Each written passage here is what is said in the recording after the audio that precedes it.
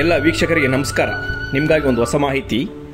ವಿಷಯ ಏನಂದರೆ, UGC ನೆಟ್ಗೆ ಯಾರೆಲ್ಲ ಅಪ್ಲಿಕೇಶನ್ ಹಾಕಿದಿರಿ, ಈಗಾಗಲೇ 18ನೇ ತಾರೀಕು ಪರೀಕ್ಷೆಯ ದಿನಾಂಕವನ್ನು ಈಗಾಗಲೇ UGC ಪ್ರಕಟಿಸಿದೆ.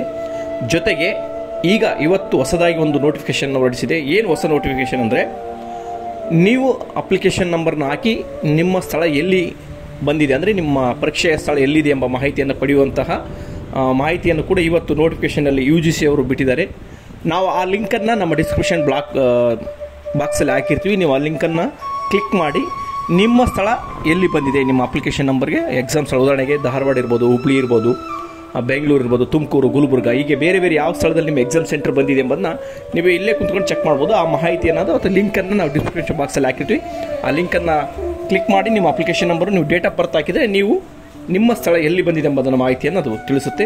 ಈ ಥರದ ಹೆಚ್ಚು ಮಾಹಿತಿಗಳಿಗೆ ನಮ್ಮ ಚಾನಲ್ ಸಬ್ಸ್ಕ್ರೈಬ್ ಮಾಡಿ, ಶೇರ್ ಮಾಡಿ, ಲೈಕ್ ಮಾಡಿ, ಹೆಚ್ಚು ಈ ಮಾಹಿತಿಯನ್ನು ಬೇರೆಯವ್ರಿಗೆ ಶೇರ್ ಮಾಡಿ. ನಮಸ್ಕಾರ.